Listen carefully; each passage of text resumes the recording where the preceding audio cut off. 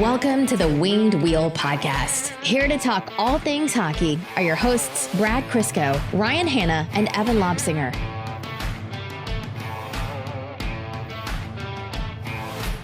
I don't know what happened in the offseason.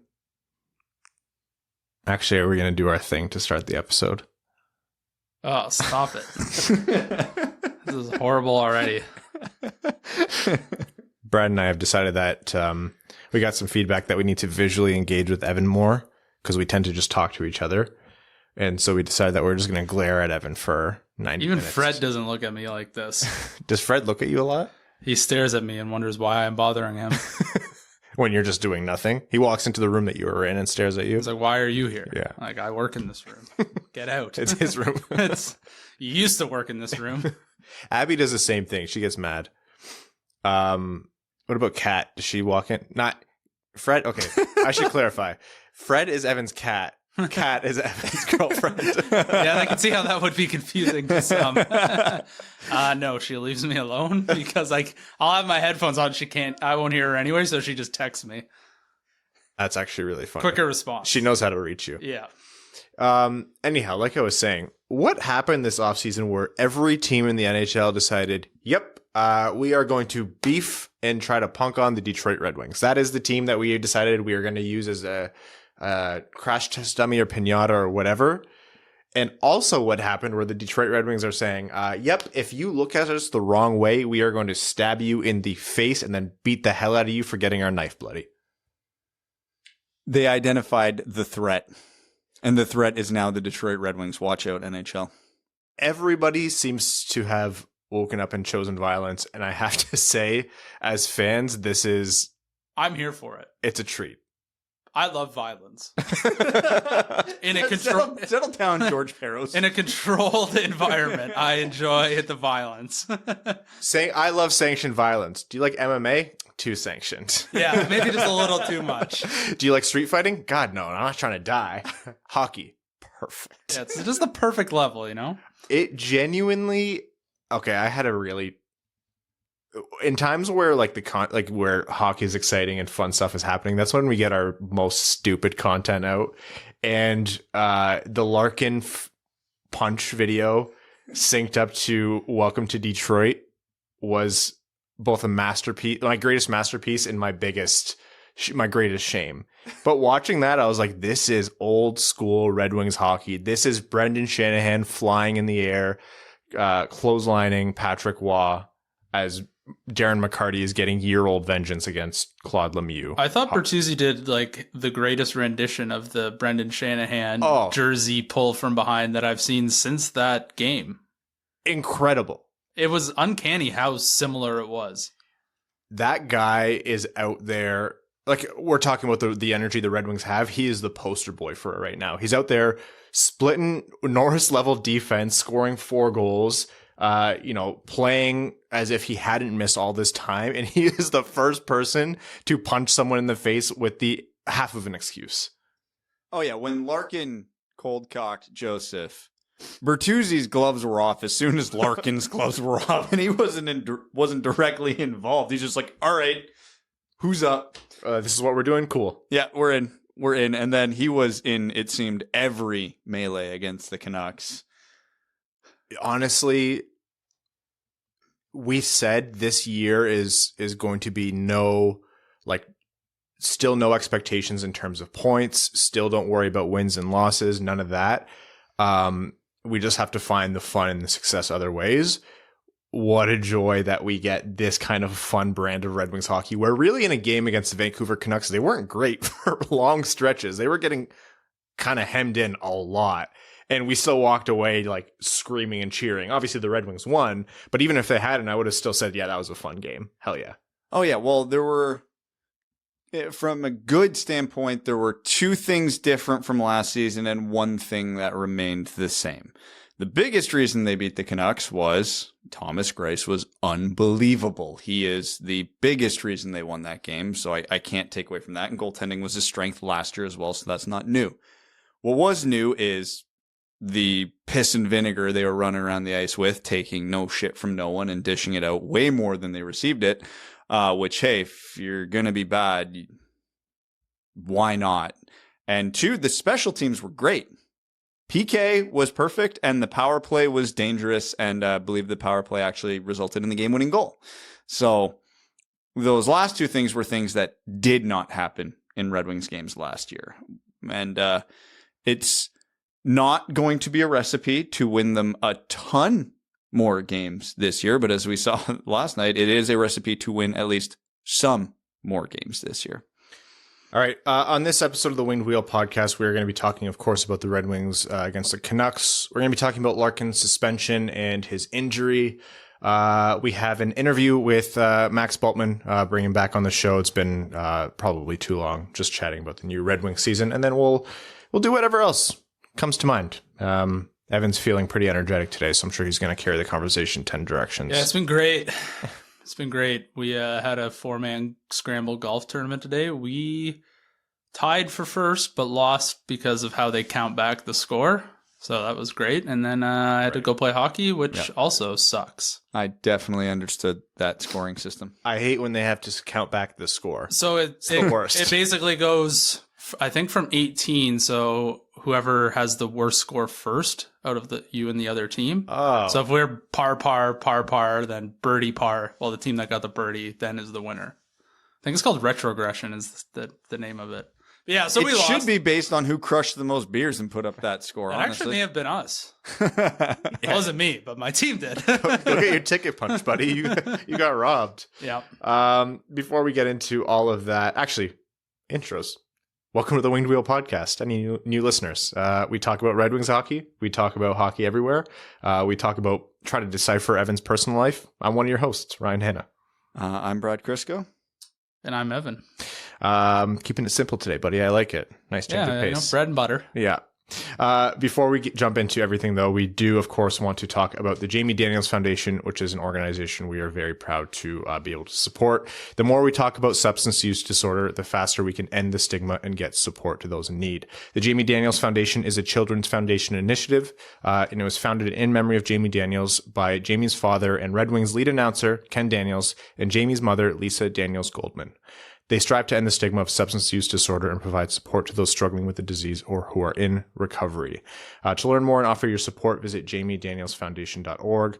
Also visit wingedwheelpodcast.com/blog. You'll see a post up there about Wings Money on the Board, which is a way that you can support the Jamie Daniels Foundation while rooting on, or maybe not if you pledge for like things like failed power plays, the Detroit Red Wings. So we have over 100 pledges already.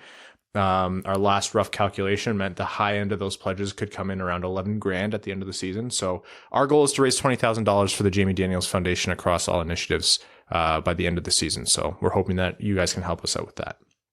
Okay. The Detroit Red Wings got their first win of the year against the Vancouver Canucks last night. On the back of a fantastic game from Thomas Greiss, who from start to finish was solid. Like there was no stretch of that game where Greiss looked anything other than, you know, the form that we saw him over the last third of last season. The other storylines were, it's a good thing that the only weapons that those players had were sticks. Otherwise, there would be multiple dead people on the ice. Yeah. Connor Garland was trying to kill Red Wings. Red Wings were trying to kill Connor Garland. Same with Oliver Ekman-Larsson. We got the world's greatest memeable picture with, who was it? Fabry Bertuzzi and Raymond laughing at Chiasson. Chason. Chason? Is that, did you just say Chason? It's just Chason. Well, no wonder they spelled it wrong in his jersey the other day. In a 2-1 game, there couldn't have been more happening. Oh, yeah. Well, 3-1 with an empty in there. Come on. Right. I will not tolerate this Sam Gagner erasure. Sorry. Yeah, like I said, it was a very entertaining game for a game that, like, if we're being honest, Red Wings played poorly. They got outshot almost 2-1. They went back to their old habit of just 5-man box in the third period, protect the lead at all costs, which, you know, has worked so well in the past. But as I mentioned earlier, they were very engaged, especially in the physical end of the game. Their both special teams looked great. Vancouver did not generate many good scoring chances on their power play. Detroit only had, I think, 2 or 3 power plays. It feels like they didn't have any, but the entire time on every power play, it felt dangerous, and it did result in a Filip Zadina one-timer. Oh, yes. For the game winner from Mo Seider. Yeah. Because, putting that power play specifically, I want to talk about. Because that power play, if you had to just show someone a 30-second clip of what's different this year, you could clip the 30 seconds right before that goal where they got possession and they were just moving the puck around. And it sounds like it's nothing. Like there was one time Zadina was on the half wall and I forget who was playing bumper, but they were like 10 feet in front of him. And he just passed it to him and he passed it right back. And then he passed it to the point and he passed it right back. And those seem like throwaway plays, but the more passes you can make, it puts more thought into the defender's head about what they're doing. And even depending the distance of the pass, it forces them to move. So this is why we always preach, move your feet and move the puck on a power play, because that's how you get the defenders out of position. And 9 out of 10 goals in the NHL result of someone making a mistake. So the only way you're going to get the defenders to make a mistake is make them move. Yeah. So that is the biggest fundamental difference. Nobody is holding the puck for longer than a couple seconds at that time. But on that one in particular, the puck went around the horn. Zadina put a beautiful seam pass through to Hronek, who quite honestly probably should have one time, didn't, settled it down, kept the puck moving. And then 5 seconds later, Zadina hit almost the exact same pass again. And then that's when Hronek put it back to Seider. Seider put it over to Zadina. Bang. 2-1 game. So it's such a minor detail that completely changes the power play. It makes it night and day, like you're facing a new team. And I don't know how many power play goals the Red Wings have off the top of my head this season, but it's more than a few, probably more than they had in like a 4-month stretch last year. But now when they get a power play, it's like, oh, there's a real good chance they're going to score here. And at least it's going to feel like they're going to score. So it's just so nice. We've talked about it so often, but what Alex Tanguay has come in and done is use the tools he has. And like, I credit where credit is due. Yes, Lucas Raymond is a big difference maker, and that's the obvious one. But like you've alluded to, Brad, Mo Seider playing where he does, and 2 games in, we won't get too far ahead of ourselves. Moritz Seider is leading the rookie point scoring race at the moment of recording. He is capable working the blue line right there, and he did work well. And, Max is going to reference it in our interview later, but had that pretty move on the blue line. Where he pulled it through his own leg, spin around. That's not the first time he's done that either. He's done it. He actually did quite a bit of that in the SHL too. You have Seider, you have Hronek back where he's supposed to be playing. You have Raymond, not making just his right wall dangerous, making the entire ice dangerous because he can dish that puck across and through legs. But just those simple tweaks, yes, anything would have been better than what the Red Wings had last year. But that power play, aside from all of the extracurriculars, is why Red Wings fans came out of that game feeling so good about a 3-1 win, where really they got outplayed. At 5-on-5, like pretty handedly. Like if you just took that game and looked at it 5-on-5, it wasn't particularly close in terms of chances and shot generation. It was literally the special teams that saved the Red Wings. So Fabry had an excellent redirect goal. It was a shot pass from Mark Stahl. It was a really nice set play. Really impressed with Fabry to start the season. I think Fabry has been... There's almost an evaluation phase that has stuck too long, like a probationary period in people's minds about Fabry where they're saying, yeah, he's good, but he's just got to increase ice time, and this might just be like new team energy. But I genuinely think that this is the Fabry that we can expect to see, and like he was and is as advertised.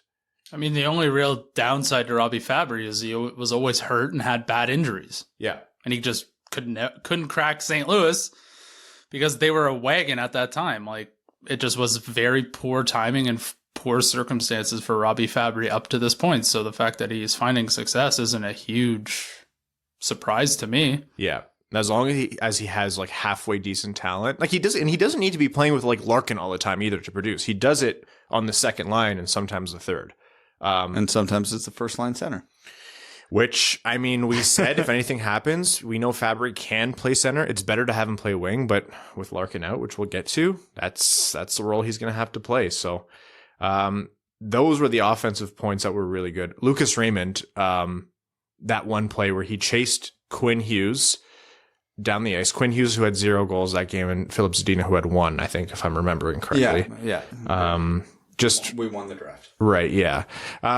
He chased down Quinn Hughes. Hughes had the puck, stripped him of the puck, made a pass to Bertuzzi for the quality scoring chance. Didn't go through. And then there was a kind of like a jumble back and forth. Raymond picked the puck back up, fed it beautifully to Fabry, who had a wide open quality chance. I'm telling you, I don't care what happens with this kid, if he goes up or down or whatever path he takes, he is a special player. If and when he sticks with the Red Wings and we know he's going to make it full time, he is a special player. And this is the first time in a long time, and this isn't a slight at anyone else. I use the word special sparingly. This is the first time in a long time the Red Wings have had someone special. Yeah. Yeah, absolutely. It's only 2 games. 7 games could change a lot, but Don't touch my mic. He was too far away. You're on a podcast, buddy. Oh, God, that's right. Oh, my God. But it's only been 2 games, and there's still 7 games left in the audition. But what I've seen from Raymond in 2 games, he's not going to Grand Rapids. He shouldn't. Again, the next 7 games could go in the tank. But yeah, preseason plus these 2 games combined, he has not looked out of place at any point. And more often than not, he has looked like he has thrived. He's only got 1 assist in 2 games, but he could easily, like you just referenced on that Fabry play, have more points than he does. I would actually say he's been one of the players who's been too passive on the power play, because he's passed up a few good looks to make the extra pass, which, better to have that problem than the alternative. But yeah, so I think as he gets more comfortable, he's only going to look better and better, because it's not even a matter of teams figuring him out. He's got so many tools in his belt and the talent to execute them that even if they figure him out, he's still going to be effective in some capacity. Seider looked good on the power play. Raymond looks just as dangerous as ever. 2 games in, yeah, but the audition, so to speak, for Raymond in the initial games for Seider, because he's obviously staying up, are going well. I do want to jump over to the extracurriculars, so to speak. Starting with Oliver Ekman-Larsson, who's looking to reclaim his career in Vancouver. Had a hit on Nick Leddy where it looked like, I don't think it was malicious, but it was just one of those plays where Leddy was trying to hold Ekman-Larsson up and Ekman-Larsson shoved him and Leddy went into the boards awkward. Giovanni Smith came in right away and ragdolled Ekman-Larsson. And Ekman-Larsson wanted nothing to do with it. Like OAL just immediately went limp. He went with the Toy Story strategy, which worked out well because Giovanni was like, all right, I can't beat up on a guy who's not trying. When you play dead with a bear, after a while, it's like, all right. Yeah. Giovanni Smith can go out there and be a liability offensively or defensively. If this is what the Red Wings are going to be facing every game, boring calls, OEL, then, slashing Moritz Seider in the balls. Did a cup check. Drives me nuts. Anybody with testicles know how much it hurts, how sensitive they are, and how badly that can go to get hit in the balls. Stop using your stick as a weapon, period. Anyways, OEL, apparently not having learned any lesson when Giovanni Smith spared his life, sticked Moritz Seider in the balls, and then, got a 1-2 in the face from Tyler Bertuzzi. Yeah, who took inspiration from Dylan Larkin last night and went, hey, I want to try that. I think as long as that shit's going to keep happening, I want Giovanni Smith on this team. I want Witkowski coming up and down as his, don't bump anyone else up. Do we need Witkowski? Smith's doing a nice job. Bertuzzi's doing a nice job. Most of the Red Wings are jumping in there. It's Philip Hronik's ready to murder someone. Dude, Michael Rasmussen has that, okay. Red Wings fans will understand the statement, but I can only say this to Red Wings fans. Michael Rasmussen has Jimmy Howard eyes. Yes. He's Robin Lehner eyes. He's calm most of the time, but you can tell when he's just on that line of his eyes are the opposite of Evans. Yeah. He's like, oh, that's what you mean. Yes. Yeah. He's got that look of I'm either skating away or I'm going to murder you. There is no in between. Yeah. Just as an aside, very quick aside, Michael Rasmussen still has not, in terms of strength, has not grown into his body. There's a little bit of Jonathan Ericsson syndrome going on right now where I'm like, you should be absolutely dummying guys with the size you are. And he's still young, right? God, he started in the league when he was 13 years old practically because of the stupid CHL agreement. But I would like to see Michael Rasmussen get a little bit stronger on his skates. He is 6'6", 221, says Cap Friendly, which is shocking to me. Anyone who's heavy ankles. He's very, very. Evan's I hit 220 in the offseason. Yeah, jeez, I can do that no problem. I'm closer to 200 right now than I'd care to admit.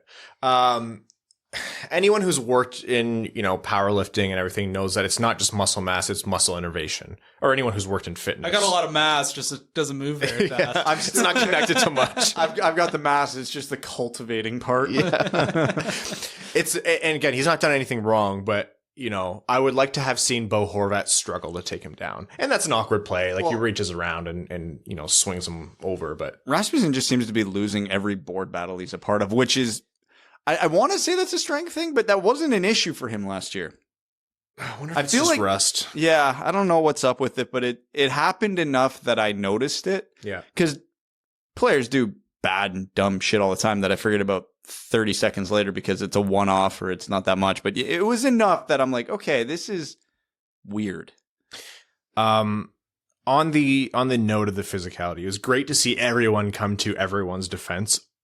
Very obviously, teams are taking runs at Detroit, and very obviously the calls aren't being made. So I'm all for it. Take the penalty. The ref's obsession with calling even penalties drives me nuts. But shit, use that to your advantage. Go in there and punish them, like you've said before, Brad. This is the punk test, and the Red Wings have passed every time, and I want them to continue passing. And I never thought I would be Boomer Window Ryan.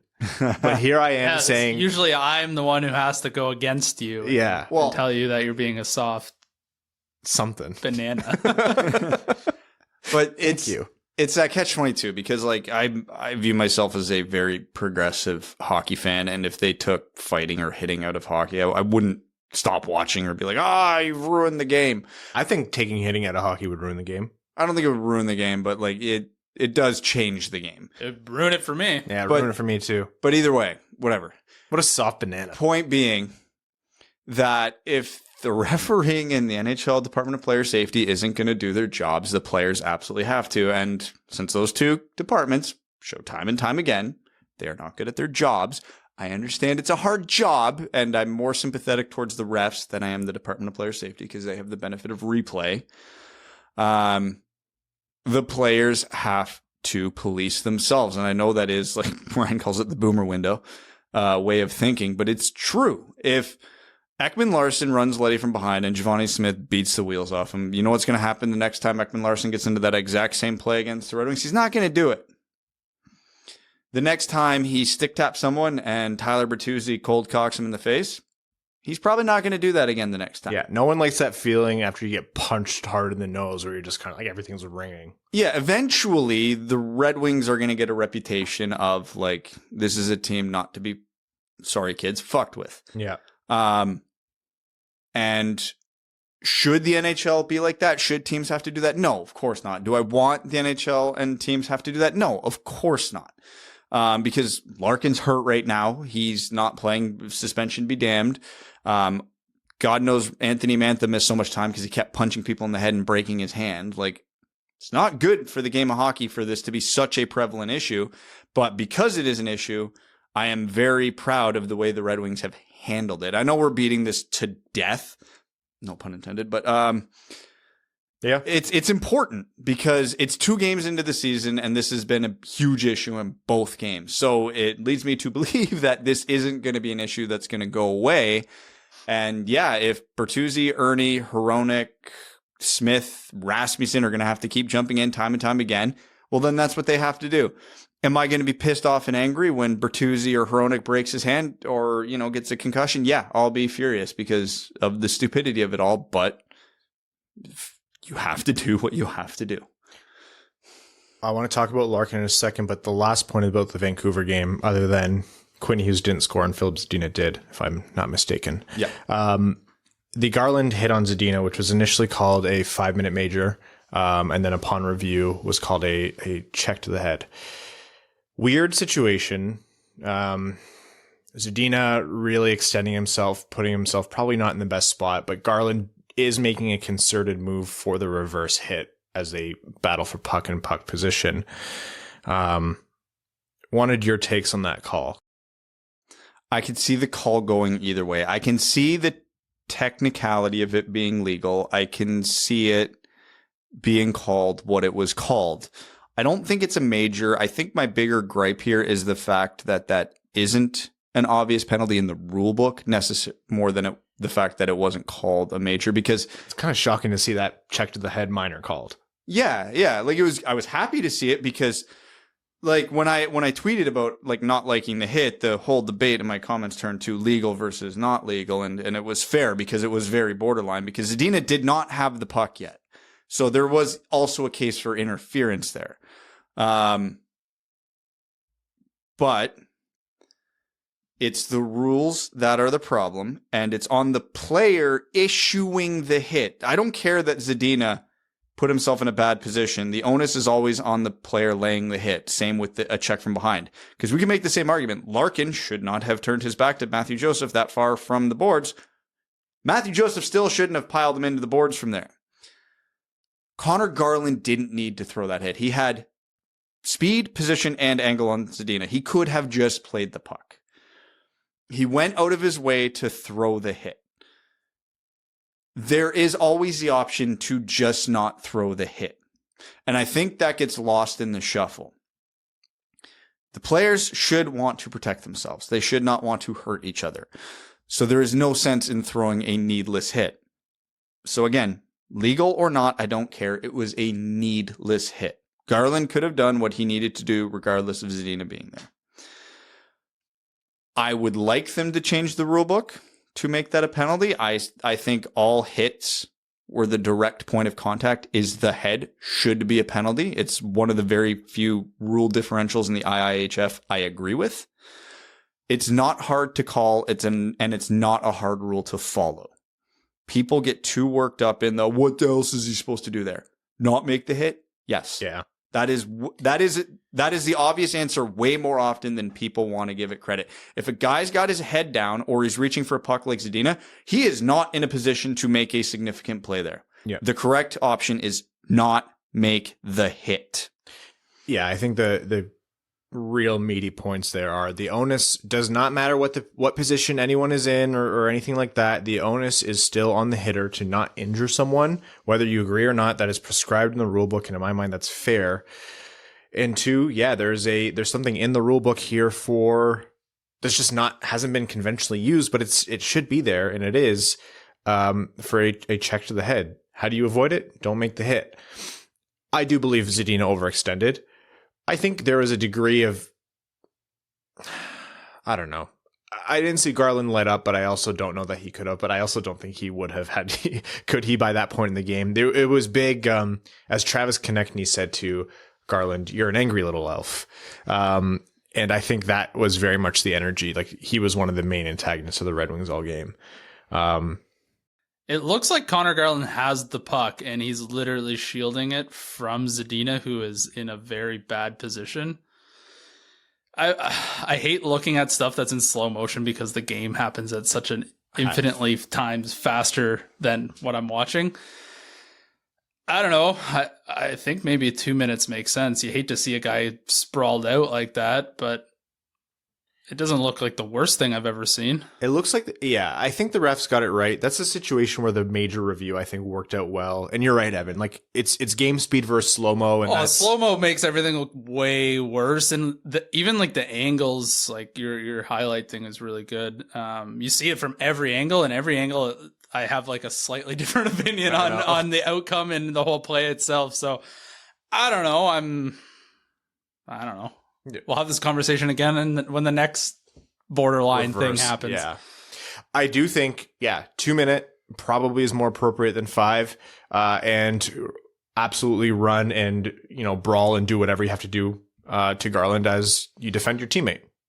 I think that's the perfect response. Yeah, it was a hit Garland didn't need to make. So if someone comes in and again, seems to be the theme, punches him in the face till their hand breaks, he probably won't throw that hit again.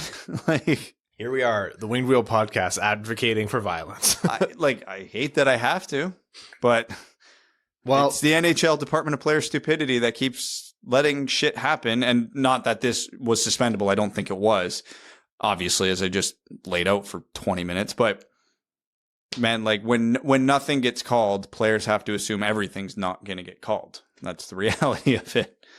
Let's jump over to the Department of Player Safety.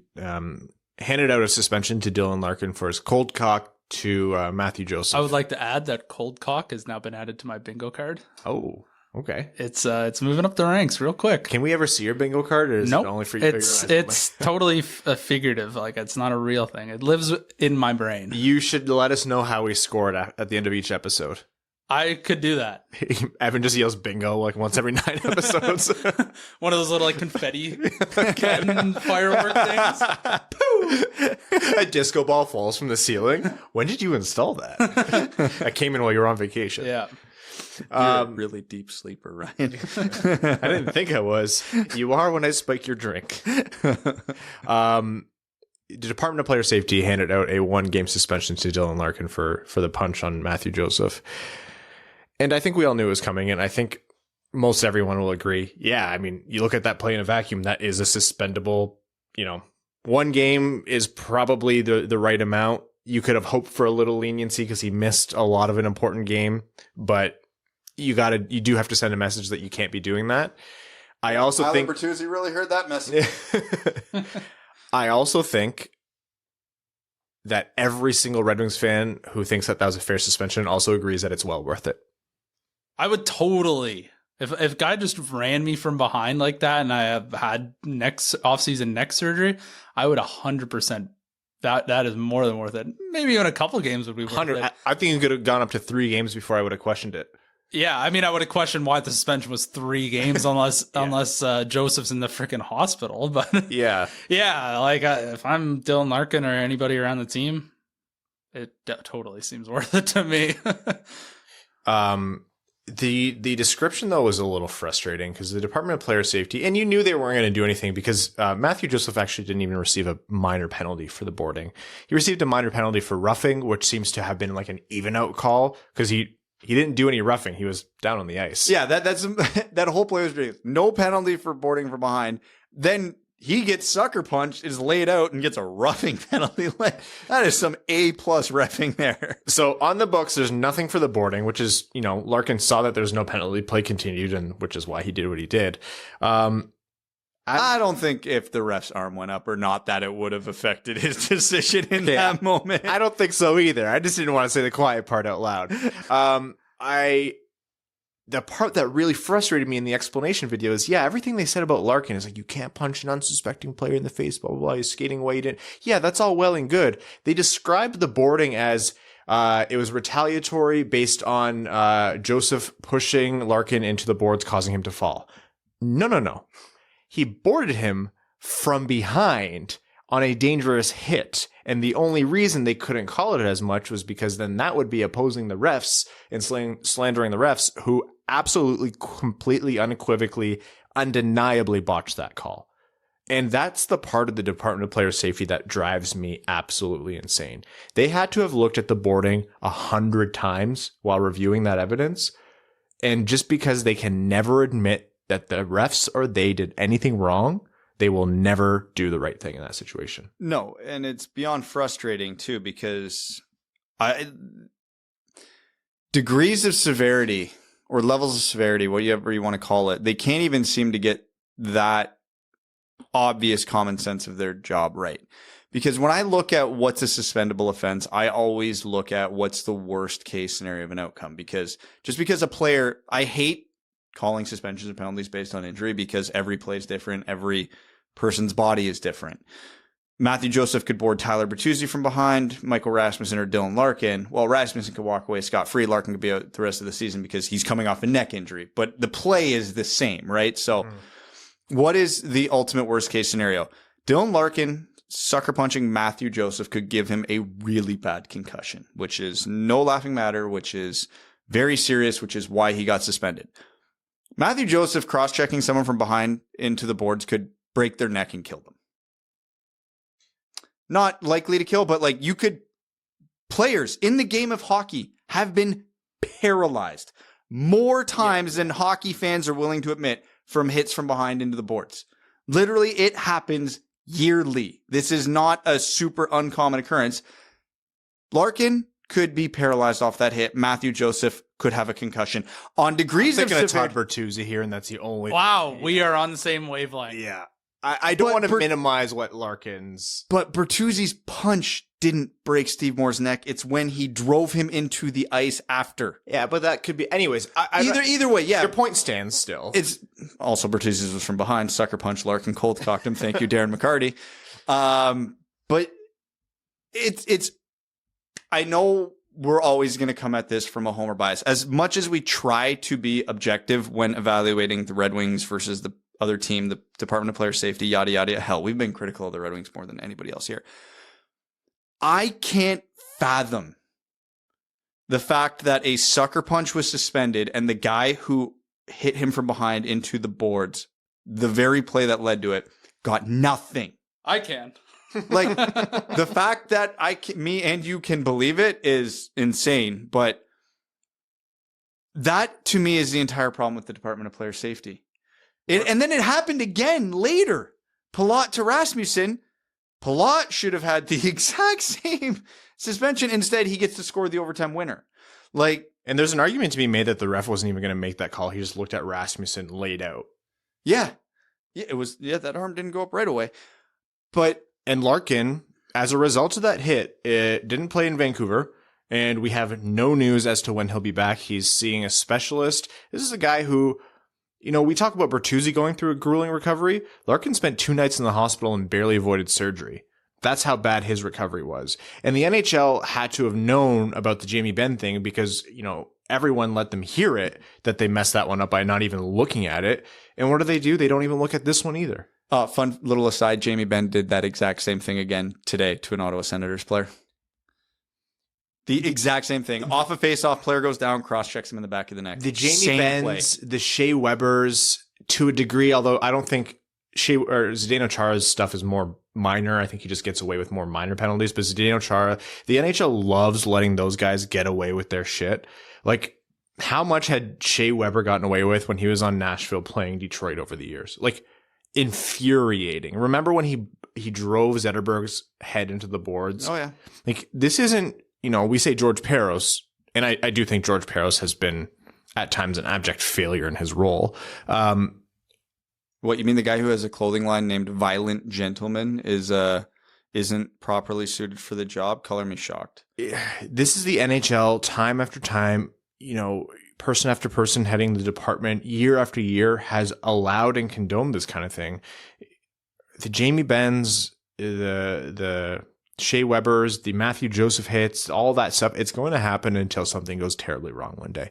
What if, let's say Detroit was one of those teams that did something stupid with their players medically and they rushed them back. And they didn't, thank goodness. They have a really good team there. But let's say, Anders Nielsen just came out today and said Ottawa Senators told him he didn't have a concussion and he did, and that's why his career ended. Let's say it was that situation and the Red Wings brought Larkin back a little earlier than they should have. And then Mathieu Joseph made that hit. Like you said, Brad, you're talking about the end of someone's career and their quality of life or even worse. Because Larkin didn't get quote unquote seriously hurt, although we don't know the extent of his injury yet, people brush it off. It's like, oh, he got hit. Yeah, whatever. And call that even a 2-minute minor to acknowledge that it was wrong would make me feel better. Yeah. And there's no consistency. There's no, if it's a dirty play that can result in a serious injury, it should be a suspension. There should not be this gray area of what is severe enough. I can't believe I'm saying this, but at least find the guy. Let him know, hey, man, no. Remember, bad. Hit him with the newspaper like you would have done. No. Remember when there was a spell of embellishment and diving, and then they had that, they had a warning system in place, and they started finding guys in a more concerted way. Do the same thing with hits from behind. You'll see it come out of the game. Guys don't like to pull money out of their pockets for something that they can avoid. Well, no, Ryan, remember, this is the season they're cracking down on cross-checking. Oh, God. Kill me if I hear that again. But that made it to 3 preseason games before they're like, nah. Yeah. Anyways, all of this to say, this is just there's no surprise. Between all three of us, there's no surprise. It's justification. That punch was worth it 3 times over. This is our year. We've been doing this podcast for 6 years. This is our yearly conversation about how bad the NHL Department of Player Safety is at their job. At least Larkin got something out of it this time. The theme of this episode, this season for the Red Wings, Detroit versus everybody, fuck it. You're not Lean into it. And again, parents, kids in the car, I'm sorry, we'll cut back. It's just high energy right now, but like lean into it. If that's what the NHL is going to do, it's unfortunate. Is it good for Larkin? Is it good for the players? Is it good for like their health? God, no. Is it good for the league and what they want? God, no. Is it what they have to do to make sure that they're defended? Yeah. I like a good dust up. Good dust up doesn't hurt. And I'm happy to see the players do it with passion. Yeah, I like some emotion. I like some drama. I like villains. Like I want to be entertained. I just don't want to see people be put in body bags. Yeah. I was very happy to hate Connor Garland and OEL last night. Oh, it was fun. Yeah. Yeah, especially so was Philip Zadina, apparently. Yes. Yes, he was. He's an angry little elf. On that note, let's jump into our chat with Max Bultman of The Athletic, Detroit, good friend of the podcast, and someone who we are overdue to have back on. So I really appreciate Max taking the time to jump on the show. Enjoy that conversation now. All right, Max, we were just talking about what we were going to talk about for this interview, and I mentioned that it was going to be, Lucas Raymond, Moritz Seider, which we will talk about, but now it's apparently the very prevalent theme of Detroit versus everybody. Detroit has beef with every team and vice versa. And your take on that. So very busy first couple of games. Yeah, it has been. I mean, obviously I think Vancouver got kind of double their money's worth for all that stuff just based on how game one had gone with everything with Larkin. And so, I think the Red Wings, at least to my eye, looked ready to respond to anything and everything. And they certainly did. And, it makes for an interesting game. I think, the fan base reaction to that, I think tells you something about what people wanted to see out of these guys. And, I thought the OEL, cup check on Seider that Bertuzzi immediately goes right at him for, I think the response to that, I think tells you a little bit about, what people want to see the Red Wings do. And that's, stick up for their young guys, stick up for each other. There were some times in that game, frankly, where the Red Wings were responding to things that, I don't know that necessarily needed to be responded to, but they were going to do it anyway because they weren't going to take any chances with it. And that I think is what you saw through the first two games, at least to my eye. I don't know what you thought. Yeah, I think you hit the nail on the head with that last point there, which is Detroit was, I don't want to say worked up in a frenzy. I think it was all very justified, and it's almost like the kind of spirit you want the team to carry. But, Vancouver could have gone out there and said boo, and Detroit probably would have jumped them for that. Correct. So there was some stuff that was borderline or stuff that just kind of happens in a hockey game. But honestly, personally, I love to see it. I was talking about this yesterday. This just feels different, this team. Not that the team didn't stick up with each other before, but the season felt lifeless. And I might be putting the cart before the horse here. There's still 80 more games. But no, I get what you mean. The reason a lot of people fell in love with hockey to begin with is stuff like this, right? It's like one of the only sports where it's like semi-acceptable and like people will talk openly about, some of this stuff. And so to me, it doesn't surprise me at all that people are responding this way to it, because I think that's a big part of how hockey's fan base kind of came to be is this spirit and this energy. And it is a team element to this. So, when I especially like you think about, on the first game, the Stamkos comments about Larkin's hit, and he's talking about it, and Stamkos says and I know Red Wings fans are probably going to cringe at the idea that it was a sucker punch, but Larkin does hit Joseph while he's kind of skating away. But if you listen to what Stamkos says, it's kind of like everything that everyone loves about hockey to me. Like he said, and this is from Joe Smith's article in The Athletic, sucker punching a guy while the play is going on. Obviously he's mad about the borderline hit, but there's different ways you can go about it. You can grab a guy and then punch him in the face, but it's just an unsuspecting guy. It's a sucker punch, whether it's hard or not. That's what it was, right? Like his whole problem was not you punched my teammate in the face. It was just you punched him in the face while he maybe wasn't expecting it or whatever, right? Like this is why I think a lot of people love hockey, is because the only thing Larkin did wrong was he punched him in the face, while not also grabbing him to make sure that the guy knew it was coming. You know what I mean? He didn't get the unwilling consent first. He didn't do the dance before doing the dance. So it doesn't surprise me at all. You can hear it in the arena. Like people love that the Red Wings are reacting this way for each other. And, there's the still, I'm sure you saw the still image, right? Of, Bertuzzi, Fabry, and Raymond taunting, Chiasson on the Canucks bench. So it's stuff like that. That's a lot of people love hockey for that exact reason. I'm going to rewind a bit. For any new listeners, we're talking to Max Bultman of The Athletic, the Detroit Red Wings beat writer for The Athletic, and in my humble opinion, one of the best beat writers you're going to find across sports. So Max is a good friend of the podcast. Max, I have a funny story for you. Home opener. We're streaming from the studio, and I'm telling a joke, a stupid, long-winded joke that I, lose the thread on, but I push through on stream, and I'm looking at Brad and I'm talking to him, and as I deliver the punchline, Larkin scores the opening goal of the season. And I'm like, you idiot. Like, what a stupid way to miss the opening goal.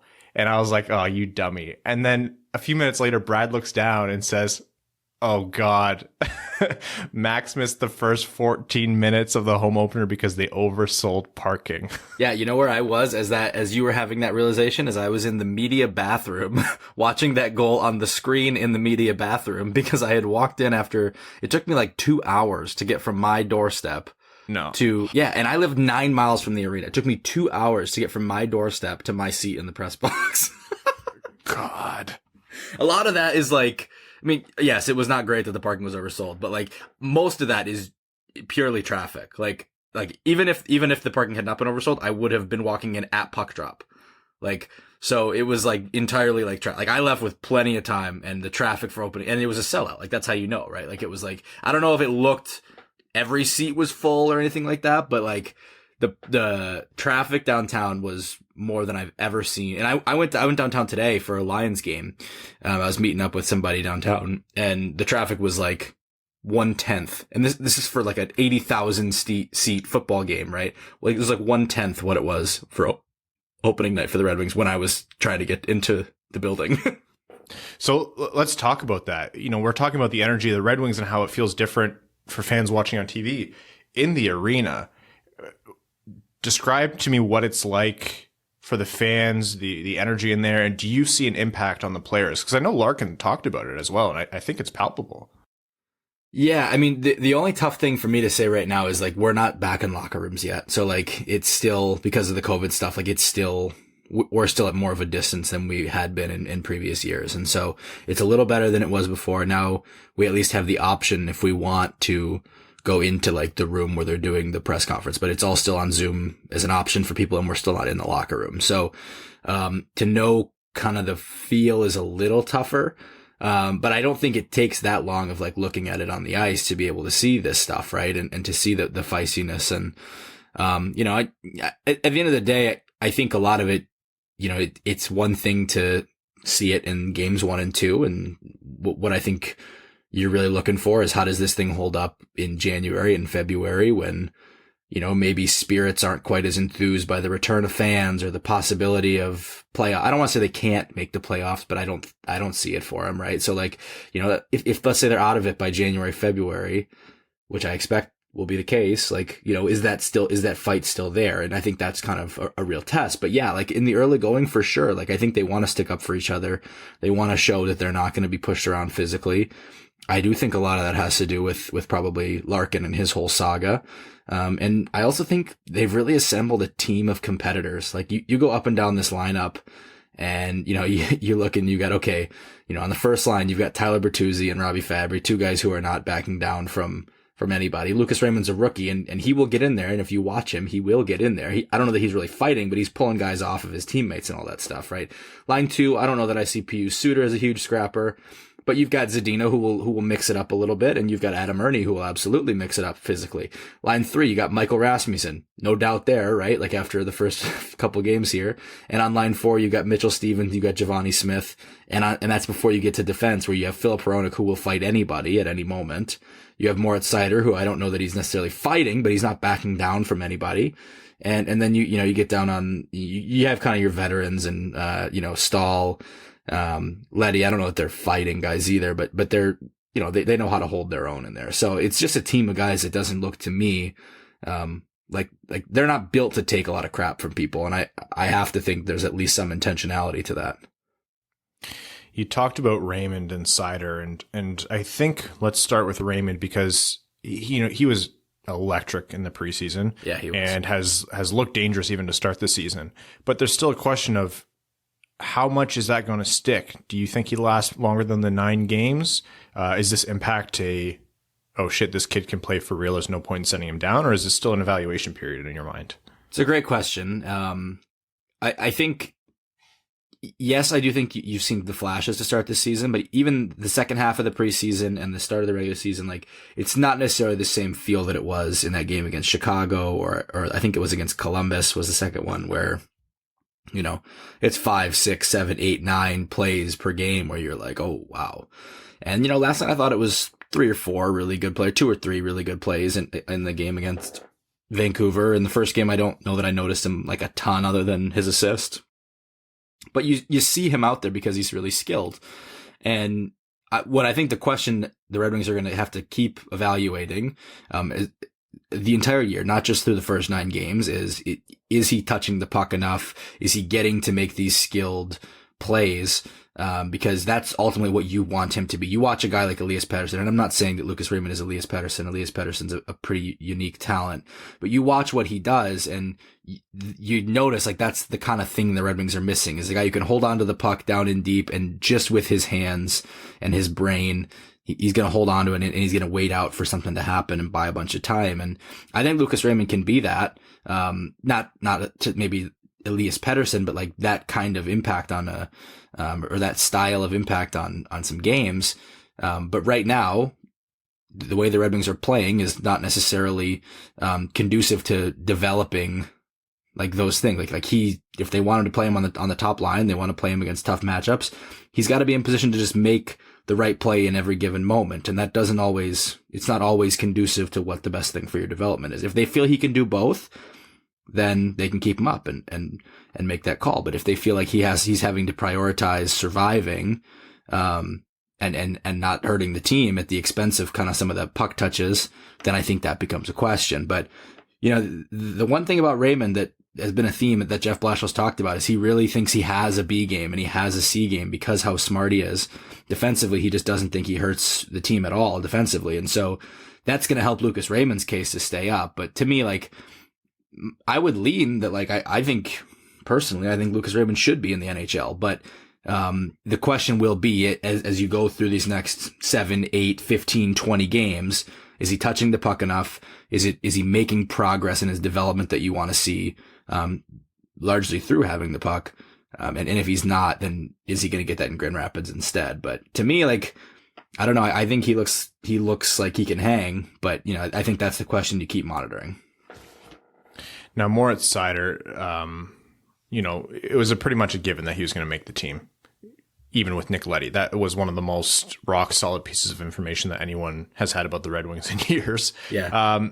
And I think, in my opinion, Moritz Seider hasn't come in and really had the same hot flashes that Lucas Raymond has had. But what I do think Moritz Seider has done is slowly warmed up and ramped up, and we've seen him play progressively better and better.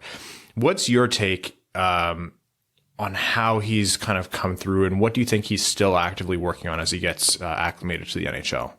Well, to me, a lot of it has to do with just like the speed at which you have to do everything.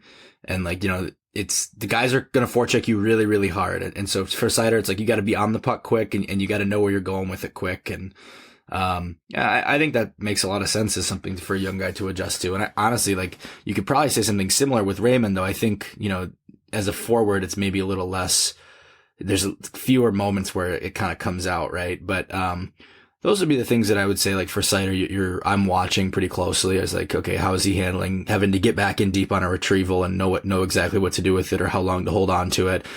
But he's impressed me. Like, I mean, he had the one play at the blue line where, you know, he puts it like through his own legs, and that's really impressive stuff. I mean, I don't know that it's been like wow plays every night, but quietly you look down, he's 3 points in 2 nights, and I think his possession numbers are at least okay, right? Like, although not possession numbers, because the Red Wings have possession numbers are terrible, but like the shot quality numbers. Actually, I can pull up Evolving Hockey while we talk here and see exactly how they are. But no, I think he's holding his own, and he's clearly earned a fair bit of trust from the coaches fairly early on here in his career. I think he's played more than 20 minutes in both games so far, right? I'm not sure about the first game, but the second game, definitely. I'm pretty sure he did in the first game. Oh, then there you go. Yeah, so, I mean, Seider on the Red Wings, his expected goals for percentage is 53% or 52.97 on Evolving Hockey, right? So it's like, okay, like, and these are I don't know what it was in Tampa, but like I would imagine Vancouver had at least a decent number there yesterday because they outshot the Red Wings basically by a 2-1 margin. So yeah, I mean for Seider as a rookie to come in and we're talking about super small samples here, but a few points on the board, pretty decent shot quality stats. Like I think that's, all things considered, pretty good start. I'd also add Gustav Lindstrom's coming in there sitting of the Red Wings who played both games in first by expected goals for percentage. So that's an under the radar thing to monitor. But again, 2 games. Yeah, he's looked good. Yeah, I think he's a smart player, and I don't think he's flashy at all. We'll see what the long-term future holds for him. I don't know that he's ever really going to play like a massive role, and you could probably argue like Seider and Leddy are getting maybe the tougher matchups right now. But yeah, like, you know, Gustav Lindstrom of all the guys through the first 2 games who may be under the radar, putting up kind of statistical little impressions, that would be toward the top for me. Too hot of a take, Moritz Seider in the Calder conversation? Too early of a take, not too hot of a take. I mean, it's not a hot take if he's got 3 points in 2 games, but it's just too early of a take. You know, like look, Dennis Cholowski had 8 points in his first 11 games, and I remember it vividly because I wrote an article about his Calder odds, like right around that mark. And from there, it was, you know, off a cliff, and I look like an idiot. So I'm not doing any Calder talk until the 20 game mark this year. That's my self rule. Well, you should. I reserve the right to break it. You know, I want to ask you about Alex Tanguay and how the coaching staff has changed, but I guess with the physical barriers with COVID and that not really kind of rolling back yet with the reporters, that must be still tough to get a read on that. Yeah. On the power play. Yeah, I guess just like the sense around the coaching staff. I'm really asking for like the vibe around the team, which is difficult to glean from Zoom. Yeah, I mean, what I'd say about the power play though is like everyone who's I think talked about it, like the thing that I remember over and over again hearing is like the way they're moving the puck really quickly, and I don't think that takes insight from the locker room to see. I think anyone who watches it can see the Red Wings are moving the puck way quicker, way more kind of intentionally than in past years. It's not just up to the top and then a one-timer try, and up to the top, oh, let's flip sides and then a one-timer try. They're trying seam passes, they're trying down low, they're going bumper, then back to the point. Like, it's just make the pass quick. Whatever you're going to do it quick. And that has, to me, yesterday I thought the power play looked really good. Yeah, power play looked fantastic yesterday. It looked dangerous. It did. And I think especially the second unit, the Seider unit that has Hronek on the left flank, Zadina on the right flank, if that can get working, like that's, you know, Zadina, to me, for him to score on a one-timer yesterday was a really big development, because as much as I think the shot was the thing that was advertised as really impressive coming right out of the draft and in the prospect tournament, I remember thinking, okay, this is a really good shot. You know, in the NHL so far, I wouldn't say the one-timer has been a strength for him. Yeah. And that's where a lot of, you know, there's been a lot of conversation about he's had bad shooting luck. But in my opinion, and this is subjective, I think the shot just hasn't converted in his first couple of years. And the one-timer is a big part of that. He certainly looked for it, but the conversion rate wasn't there. Yeah, I agree with that. I mean, part of it is, you know, the one-timer is a little different of a shot. Like, there's a timing element to this that's like, you better be able to put it right where you want it on one touch. And that's, as much as we would love to think everyone who has a good hard wrist shot is going to have a great one-timer, that's not the case. So, to me, to see him score that way in game one, or game two, I should say, sorry. That was something I kind of made a little mental note of, that if that happens a couple more times in these first, 9-10 games, all of a sudden you start to wonder, okay, is this an area that, he's really made a noticeable improvement in?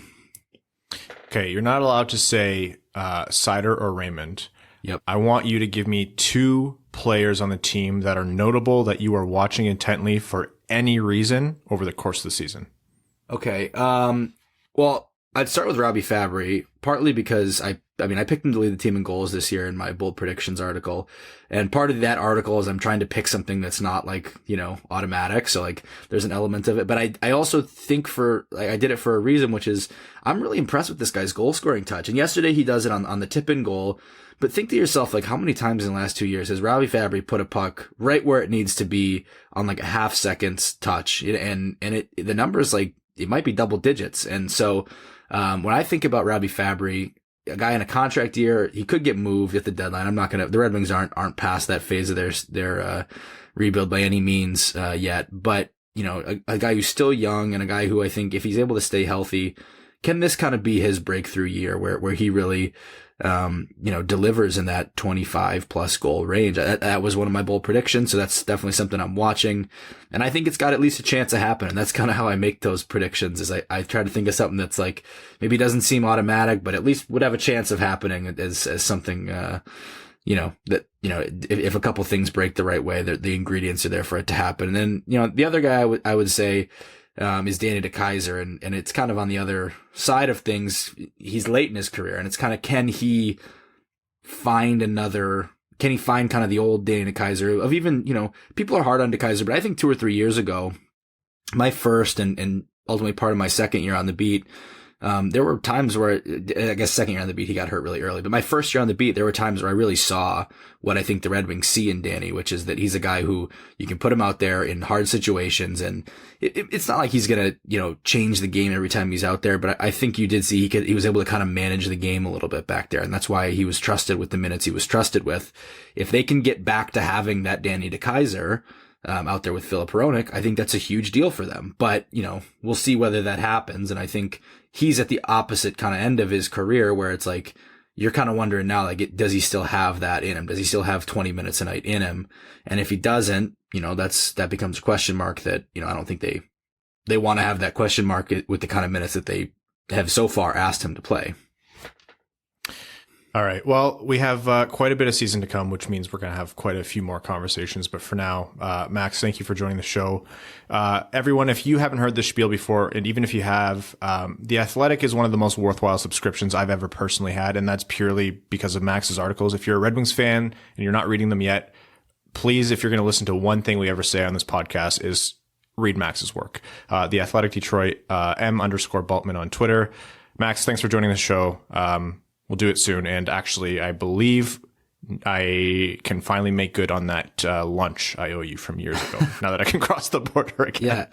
For those who don't know, Ryan went to the trouble of starting a global pandemic to avoid getting me lunch after I got him lunch last time we were in town. Like he was going to get the next one, and he went to the trouble of starting all of this just because he didn't want to do that. So I'll believe that when I see it. But seriously, thank you very much for all the kind words, man. And it's good that we kept in touch obviously through the whole thing. But it's good to be back on the show, and great to talk to everybody out there. You guys have an awesome fan base. So I appreciate it, and anything for free Mexican food. All right, talk soon, Max.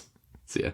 So that was our conversation with Max Bultman, and the reason we're laughing is because usually in our little breaks as we take a pause to splice in the interview, we end up talking or telling a story which borderline should make the episode or not. Some days I let it make the episode and some days no.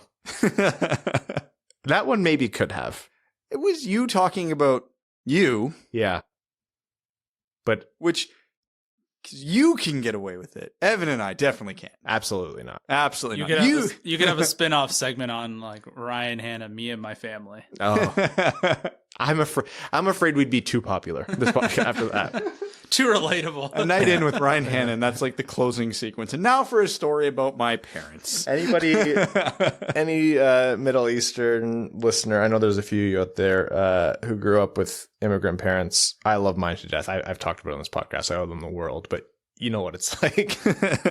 Okay, on that note, why don't we jump into overtime here?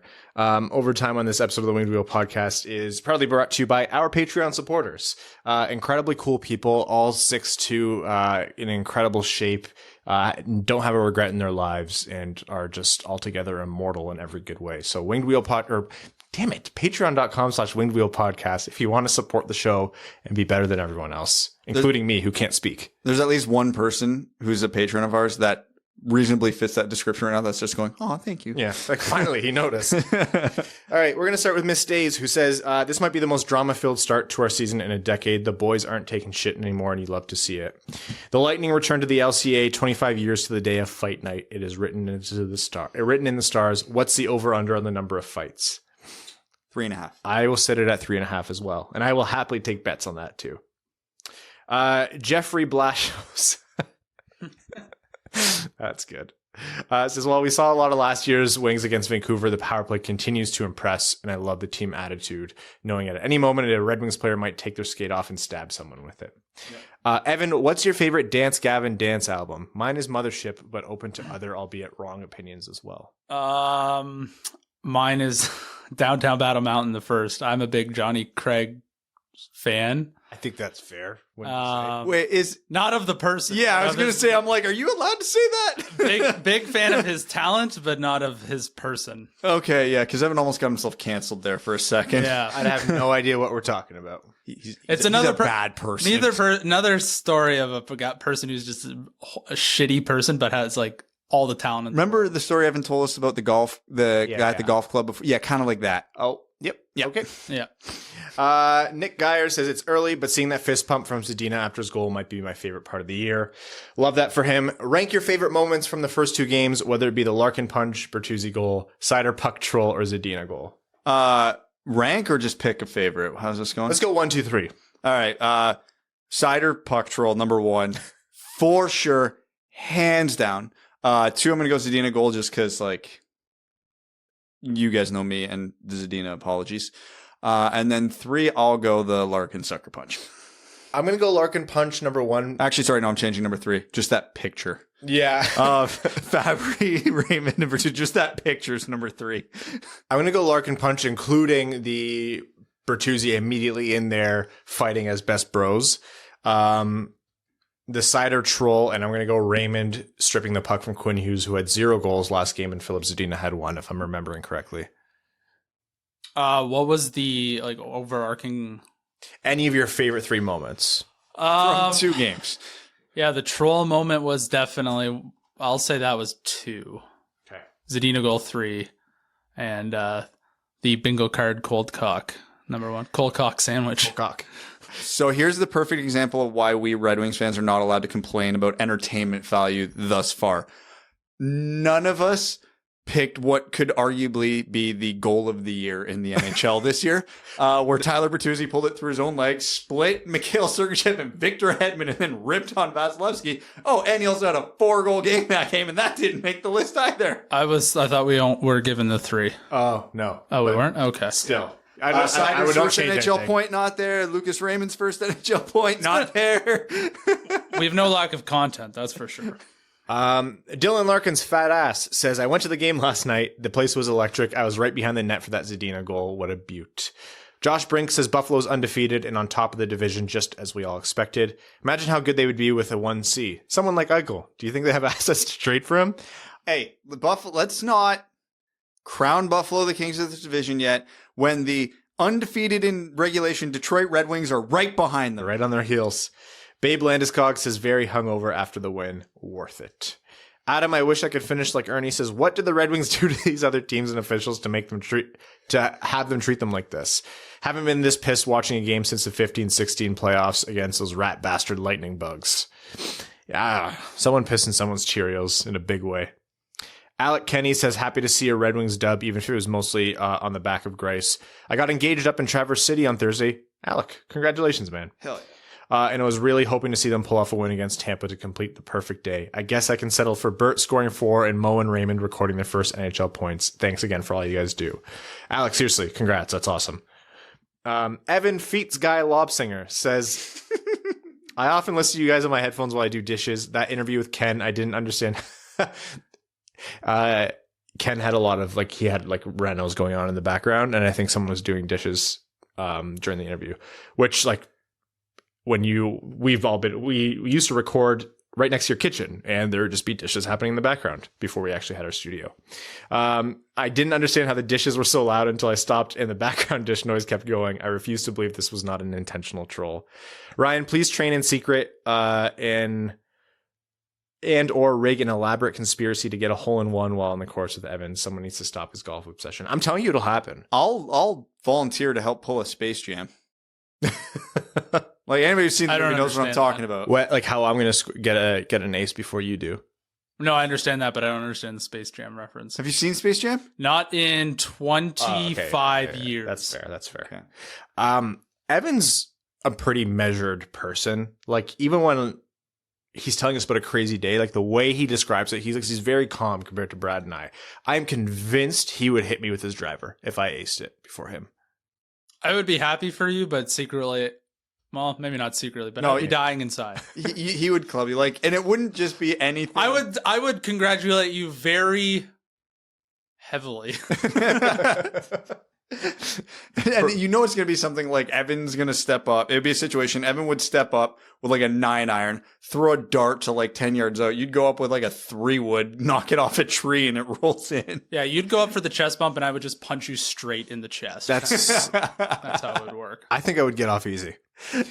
The NHL Department of Player Safety is a joke, and George Peros should suspend himself, says new patron here. Thank you so much. That was a name. Yeah. Appreciate the support and welcome to the Dub Club. Says been listening regularly since the demise of Wings for Breakfast. Thank you guys for the fun hockey talk. With Blash's comments about possibly needing to get people in here to protect Larkin and the rest of our skill players, all I can say is I hope we don't follow the Rangers model. Yeah, I hope it doesn't go that far. I don't, like I said earlier, one, talking about Blashill, it shouldn't go unnoticed that his comments when addressing the issue were very measured and accurate without holding back and explaining why it was garbage, and it was garbage the way the league reacted that they did. But also, yeah, Ernie, Rasmussen, Bertuzzi, Smith, Hronek, there are more than a few guys who are willing to jump in and take care of business here. So I don't think we're at the Witkowski option yet, but if it keeps happening, we might have to. As good as it gets says I talked about this a bit in the Patreon Discord, but would it be worth starting a punchline? Credit to Kyle Sander if the refs just keep letting things get out of hand. Not yet. I think punch players is good enough for now. Sleeve McDykel says, with how often you hear about European prospects having to adapt to the North American ice or game, do you think we'll see Euro leagues start to change to the North American rink size, 4 meters less wide? They have been like a lot of the leagues. Some, not all. They probably like it because certain players excel on that ice, and when those players come over and fail in North America, they're more likely to go back rather than just stay in the AHL. Like, recent example, Mikko Lehtinen of Columbus refused a demotion, and he was a guy who was like torching the KHL, came over to North America and did nothing. So a guy like that, if it's small ice everywhere, probably just stays in North America, which would be bad for the Euro leagues. And then they say from a player and prospect perspective, how big of a deal could this be? I think it would make a tangible difference, right? Like you might be looking at teams shaving off some months or maybe even a season as to when they would bring a guy up because they want him to first make sure that he's ready to be out there, get the puck off his stick quick enough and be able to defend himself. People don't realize that. It's not just about being gassed, the different ice size or like the difference in fitness. Like, yeah, sure, you have to skate less on the smaller ice, but you also at every moment have someone who's like 6'3" and 220 barreling down on you wanting to murder you. Like you need the time and space and the reaction time for that. Andy Van Dierendonk. I'm sorry, Andy, I butchered that. I really was confident going in. Says first 2 games have been exciting. Big Mo's looking like a vet, and Raymond is picking pockets already. Quinn Hughes. Meanwhile, there are rumors that the Blackhawks are already looking to trade Dylan Strome. If the Red Wings look to trade for him, what do you think we would have to give up to get him? I don't know, because Strome's at such a weird part in his career where he's not quite the bust everybody thought he would be, but he's a far cry from the 4th overall pick everybody thought he would be. He's a usable NHLer, but not a surefire top 6 NHLer. Honestly, I think a mid-round pick and a half-decent prospect gets it done at this point. He's not a super hot commodity. I would struggle to have him higher in the lineup than Pius Suter as far as centers go. Yeah, in terms of well, they played on the same team last year. It'd be interesting to actually look back and see who is playing more significant minutes. AJ Voss says, I'll never understand how Peros got his job. I can understand wanting a former player for the role, but unless he was the only one to apply, how did the NHL decide he was the most qualified? A former enforcer being the head of player safety literally sounds like a Family Guy storyline. Ferk, let's put D'Angelo as head of the committee for diversity and inclusion while we're at it.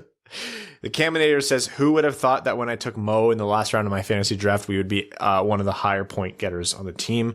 Remember last year when I asked Evan to read the comment when the Wings are over 500? We win Tuesday and he reads comments.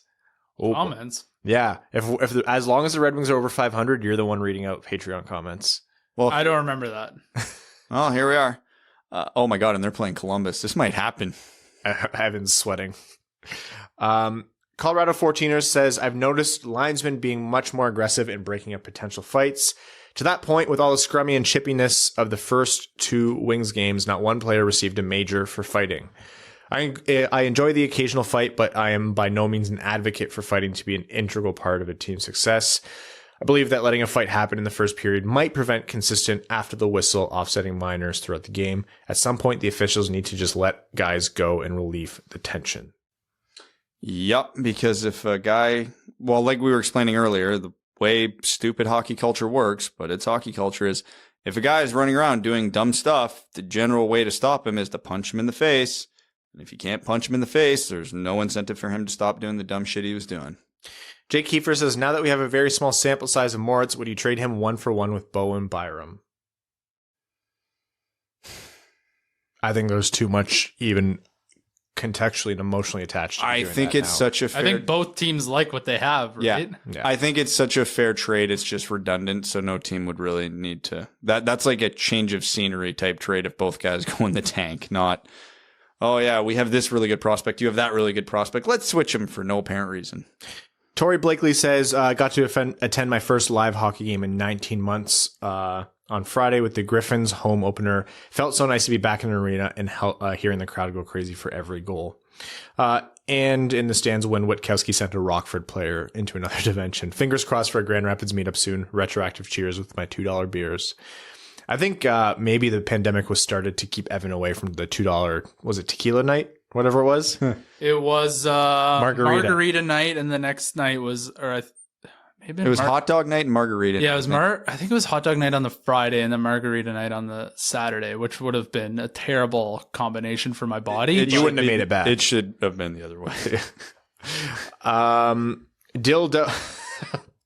Dildo says, how do we know the difference between a bad draft pick and poor development? Seems like Cholowski falls in the latter, but how can we ever really tell? Time?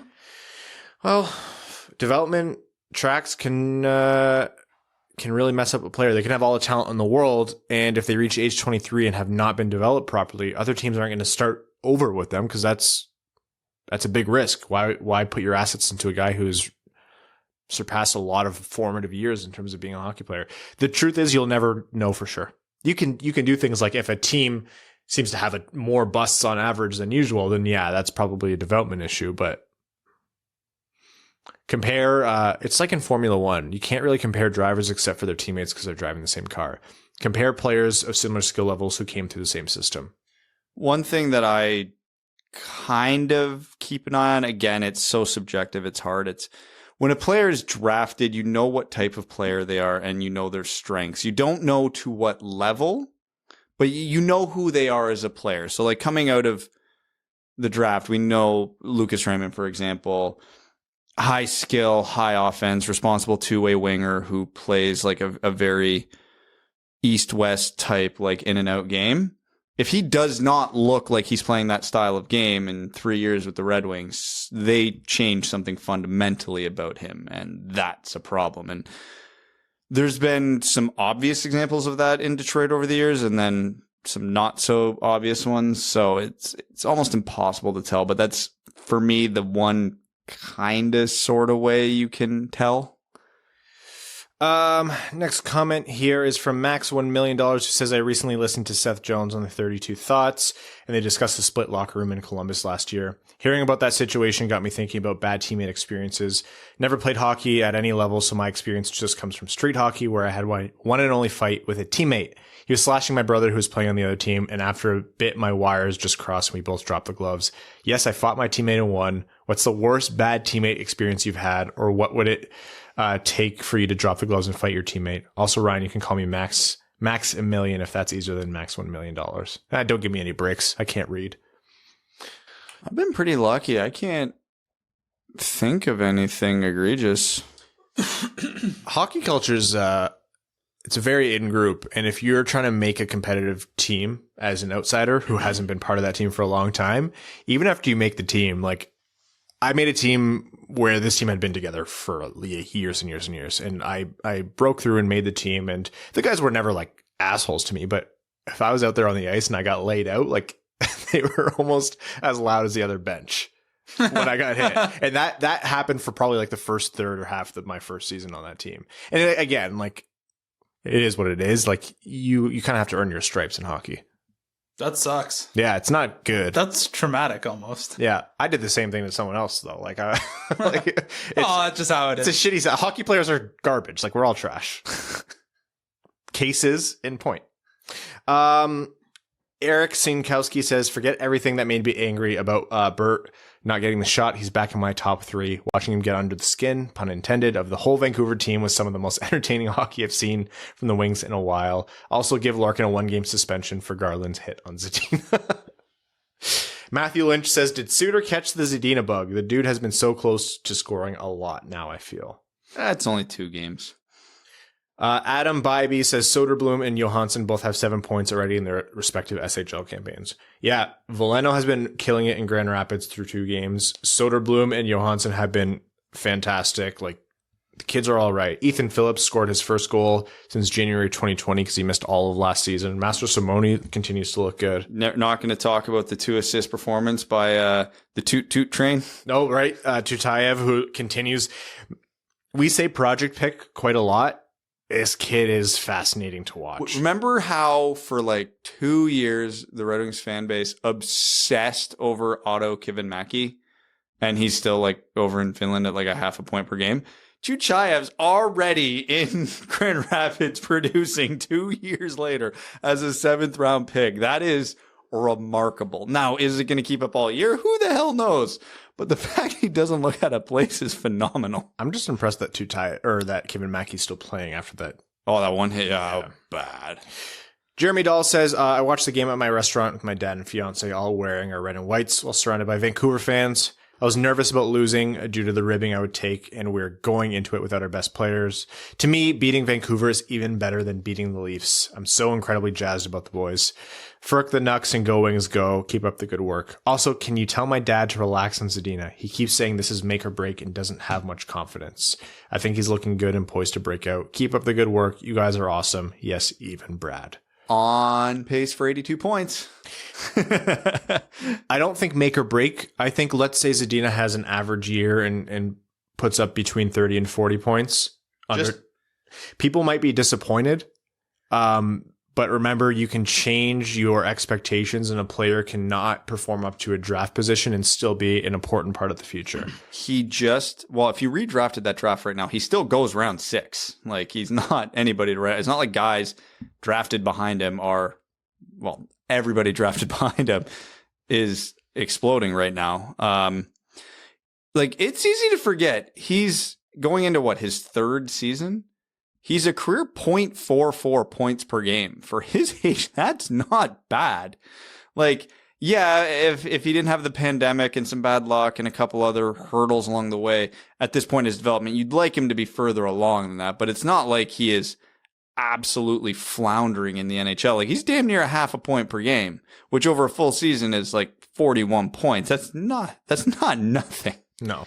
I think really one of the only guys who jumps him, I don't know, Joel Farabee. I think Farabee and Hughes are the only 2 that you can confidently say go ahead of him in a redraft. But that being said, Hughes was the automatic answer. Yeah, there. But the counter to that is you probably take Zadina ahead of Kotkaniemi and Hayton right now. So Bill Nye the Thigh Guy says, hey, Dub boys, I've been loving the content and Evan's lack of enthusiasm.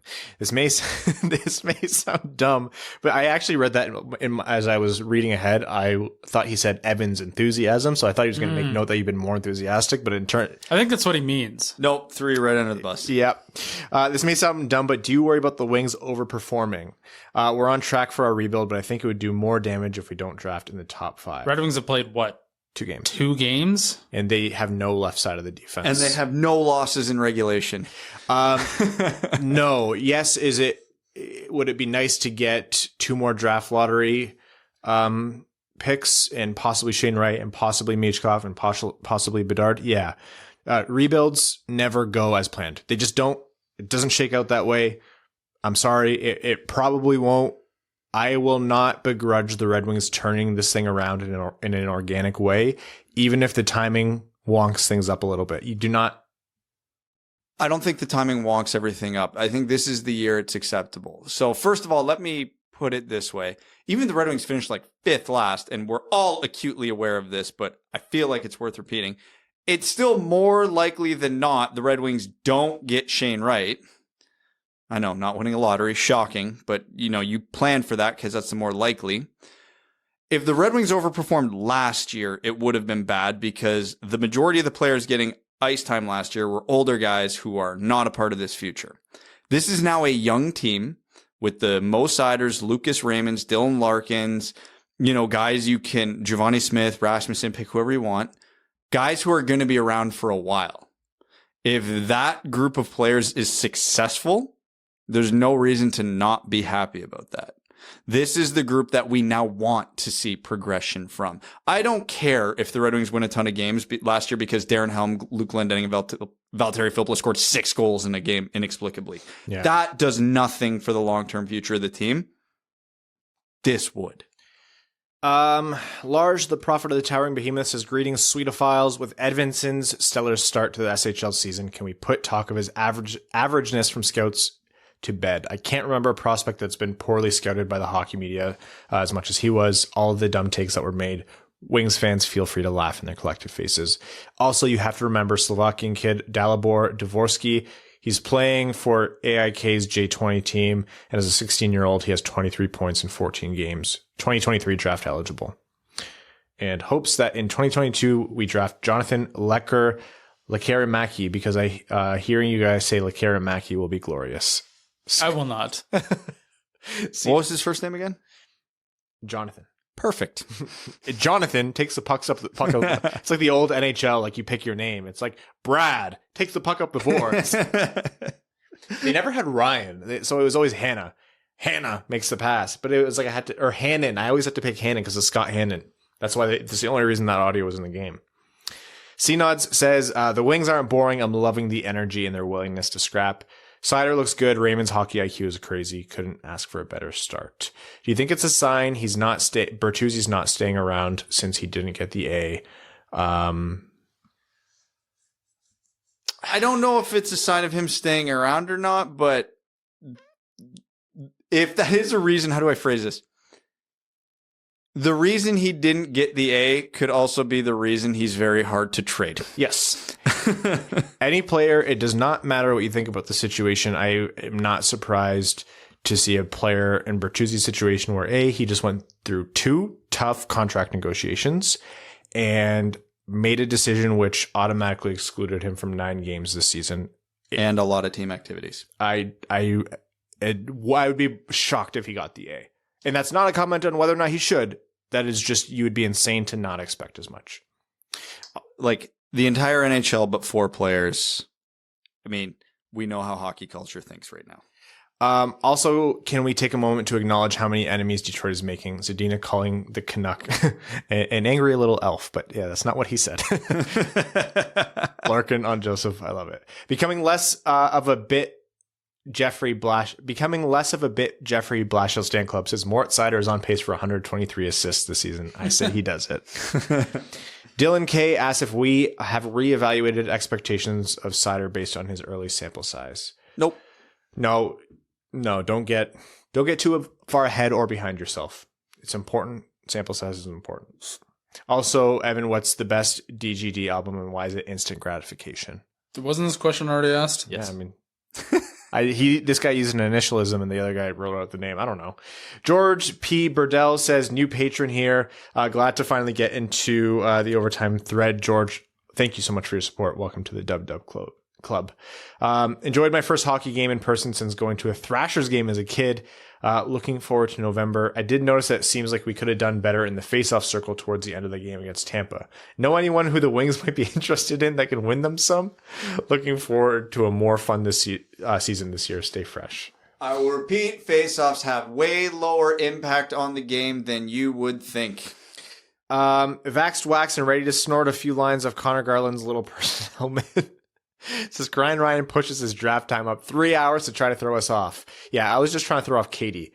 If you guys are ever it shakes out where Katie is in your league for fantasy football, beware. She's going to take every player that you want and she's going to beat you soundly with them. She is a menace to play with. I don't play fantasy football. Hockey, you dummy, in our leagues. Oh, you said football. Yeah, you definitely said. Well, I'm the dummy then, aren't I? I apologize, but I'm not changing my tone of voice. Seeing how this tiny impoverished podcast is barely struggling to accommodate Evan's hot tub, I've decided to take one for the team and to ascend to the top Patreon tier. Now, when I stumble home from work and shout into the streets of Manhattan, woohoo, I'm on the top Patreon tier. Some Upper West Side street hobo can yell back, "No one gives a shit, you drunk asshole." Oh yeah, Mathieu Joseph and Connor Garland, you fellas can go eat glass. Aussie for All of Fame, stay first, cheese bags. We need to rename our top tier from Evan's Enigmas to Evan's Hot Tub. Whatever you want to do, Ryan. I actually fully support that. Soak It Insider says, oh, God. Damn it. I missed it. The best part is there's a number 69 at the end of that name. Says, I'm just here for the WAP, aka wings and pizza. Damn it, Evan, get your mind out of the gutter. Anyways, what's your favorite sauce for wings? Buffalo. Outside shout for Garpar. I like a hot barbecue. Barbecue's overrated. I can't. It is not. How does this keep happening to you? Dude, I got brain fog. I have like preemptive dad brain. I'm not even close to having kids, but my brain is warmed up. Oh my God. There's no going back, and they know, and they're capitalizing on it. I didn't even hear the question. I don't care. Jake Bloom says, have the first 2 games influenced how you guys feel the season is going to go? Yes, and that is going to be more watchable. No, not for overall standings. That is the correct answer. Mike Caviani says, anyone else need to be reminded that it's okay to root for the Wings now? I've been so obsessed with lottery odds for so long that I still think being low in the standings is objectively best. For the reasons I previously laid out, yes, this is the reason. If we start to climb, it's okay. Thomas Anderson says, I'm so frickin' pissed about the continual cross-checking, and mentions the NHLPA's justification. What the hell is a cross-check in the back? I highly doubt Dylan expected that. Or not the NHLPA, Department of Player Safety. I don't care if the Wings don't win another game as long as they make everyone pay the firks with them. Time for just 1 or 2 Reddit questions here. ZZE says, if Larks is out and Veleno is up, what do your lines look like? Pretty much as they are now, except I probably throw Veleno in as the third line center and bump. I really don't care who gets bumped down. Does Rask go down? No, I don't think he does. Gagne? Yeah, probably Gagne. Yeah. I like Veleno at center more than Rasmussen, so I'd probably just throw Rasmussen to the wing on that line. I will bet that if Veleno comes up, he's on the wing, which might not be the wrong move. Whatever. Anyways. Okay, I'm looking at the time here, and we're actually going to wrap up this episode of the Winged Wheel podcast. Thank you all so much for tuning in. It's been a really fun start to the year.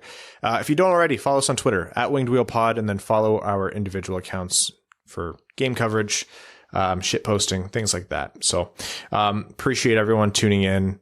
I love and care about you all deeply, except for you, Evan, and you, Brad. You're both a bane and a curse, and every day with you is pain. Firm but fair.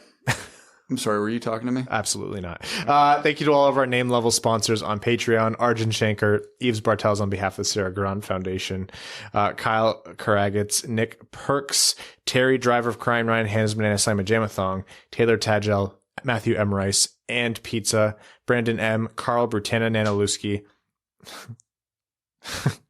Kalk Sauk It. Brendan, you tried to get me there. Citizen High Five, CJ Sully, Clayton Van Dyken, Craig Kibble, Derek Enstom, DJ Denton, Give Blood, Fight Probert, Greach, Hanali, Hassam Al-Qassem, Jacob Turner, Jake Kiefer, Jeremiah Dobo, Justin and the Angry Mob, Kalen Wood, King Tone, Cody Stark, Kyle Hashman, Kyle McClure, Matt McKay, R.A., Ryan Hubbard, Scott Martin, Stacy Lynn, Vaxxed Wax and ready to snort a few lines of Connor Garland's little person helmet, Zach Spring, Andrew Bohan, Sam Bankson, Adam, I wish I could finish like Ernie, Antonio Gracias, Babe Landeskog, Colorado 14ers, Connor Leighton, Dave W., Dylan Larkin's fat ass, Evans Bingo Card, Jeremy Brocker, John Evans, Josh Yelton, Kevin McCracken, Quaz, Matt Keeler, Matt S., Max $1 million, Reed, Revi DeLuca, Trevor Pevivar, Zach Handyside, and Zach McCann, a driving range superstar. Thank you all so much. We will see you and talk to you on Wednesday. Thanks for tuning in to the Winged Wheel Podcast. Be sure to check out wingedwheelpodcast.com, where you can subscribe to the show on iTunes, Spotify, or wherever you get your podcasts. You'll also find links to other ways to support the show, such as Patreon, official podcast apparel, and more. And don't forget to follow the show on Twitter at Winged Wheel Pod. And of course, the hosts at Brad Crisco, at Ryan Hanna WWP, and at Hockey Town Evan.